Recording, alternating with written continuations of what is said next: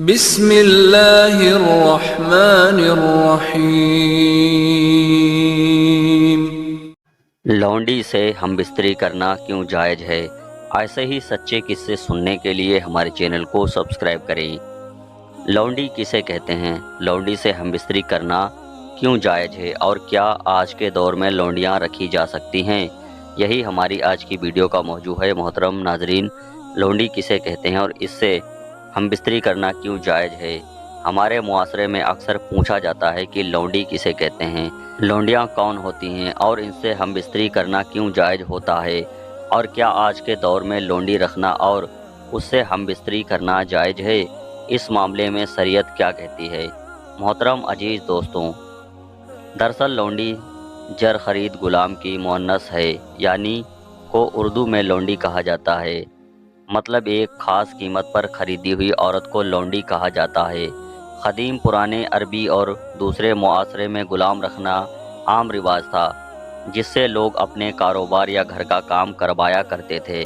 ان لوگوں کو دو شکلوں میں غلام بنایا جاتا تھا۔ پہلی شکل یہ تھی کہ ان کو بازار میں خریدا جاتا تھا، جیسے اپنے حضرت یوسف علیہ السلام کے بارے میں سنا ہے کہ قافلے نے حضرت یوسف علیہ السلام کو کنویں سے نکال کر مصر کے بازار میں جا کر فروخت کر دیا تھا۔ اسی طرح غلام بنانے کی دوسری شکل میں وہ لوگ آتے ہیں جو جنگ کے مال غنیمت کے ساتھ ملا کرتے تھے، جن کو قیدی بنا لیا جاتا تھا۔ پھر قیدیوں کو آپس میں تقسیم کر لیا جاتا تھا اور ان سے کام لیا جاتا تھا۔ ایسے ہی جو ان میں خواتین ہوتی تھیں ان کو لونڈی کہا جاتا ہے اور ان کے گھر کے کام کے لیے جاتے ہیں، یعنی ان کو گھر کے کام کرنے کا مامور کر دیا جاتا ہے۔ تیسری شکل یہ ہوتی ہے کہ امیر لوگ اپنے غلام یا لونڈی کو کسی کو تحفے میں دے دیتے تھے۔ بے شمار حدیث میں ایک یہ ہے کہ حضرت میمونہ سے روایت ہے کہ انہوں نے ایک لونڈی نبی کریم صلی اللہ علیہ وسلم کی اجازت کے بغیر آزاد کر دی، اور جب نبی کریم صلی اللہ علیہ وسلم کی باری حضرت میمونہ کی طرف آئی تو انہوں نے آپ کو بتایا کہ میں نے اپنی لونڈی آزاد کر دی، جس پر نبی کریم صلی اللہ علیہ وسلم نے فرمایا اگر وہ لونڈی تم سے اپنے ننھیال والوں کو یعنی اپنے خالہ ماموں کو تحفہ دے دی تو تم کو اس کا زیادہ اجر و ثواب ملے گا۔ لونڈیوں کو آزاد کرنے کے کام کو اس دور میں بڑا اجر ثواب مانا جاتا تھا، اور یقیناً یہ بہت بڑا اجر ہے اور بہترین صدقہ ہے۔ اب میں آپ کو بتاتا ہوں کہ لونڈیوں سے ہم بستری کرنے کو کیوں جائز کہا گیا ہے۔ شریعت میں لونڈی کو اس کی اپنی مکمل ملکیت ہے، جیسے کہ وہ جر خرید ہو یا تحفتاً کسی سے ملی ہو، وہ اب اس کی ملکیت ہے، تو شریعت نے اس کے ساتھ ہم بستری کرنے کی اجازت دی، لیکن بہت سخت قوانین ہے، بہت ہی پابندیوں کو فالو کرنا پڑے گا، بہت سی پابندیوں کی پاسداری کرنی پڑے گی۔ لوگ اس بات پر بہت زیادہ بحث کرتے ہیں کہ نکاح سے بغیر، شادی کے بغیر کیسے ہم بستری کر سکتے ہیں، یہ تو گناہ ہے، بھلا اس میں کیا حکمت ہوگی؟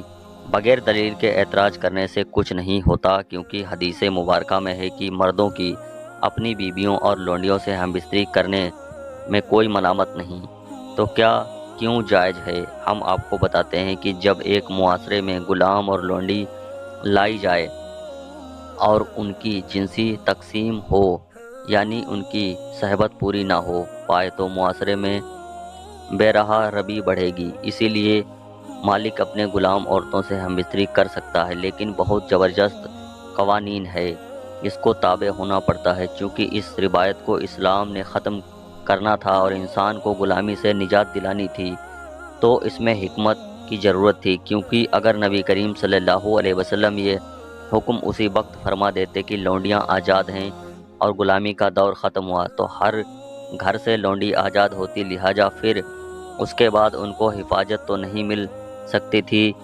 ظاہر سی بات ہے کہ ان کو غلام مرد تو نہیں سنبھال سکتے تھے، کیونکہ وہ خود صرف 2 وقت کے کھانے پر اپنی ملکیت کھو چکے ہوتے، اور وہ ان لونڈیوں کی کیسے حفاظت کر پاتے؟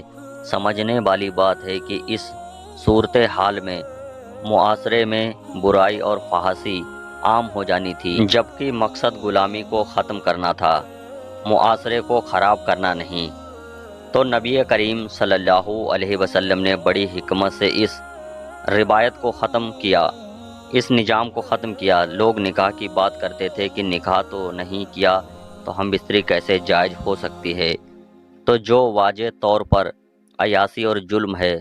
تو محترم ناظرین، یہ تو نبی کریم کی سنت ہے، مگر نبی کریم نے لونڈیوں سے نکاح کے بغیر ہم بستری کرنا جائز قرار دیا، تو اس کو ماننے میں کون سا حرج ہے؟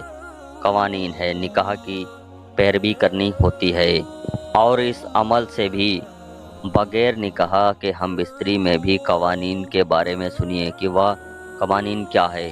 اگر مالک اپنی لونڈیوں سے ہم بستری کر لے تو یہ بات اس پر لازم ہوگی کہ اب وہ اس کو بیچ نہیں سکتا، یعنی اس کو فروخت نہیں کر سکتا، چاہے اسے کتنی بھی قیمت مل جائے۔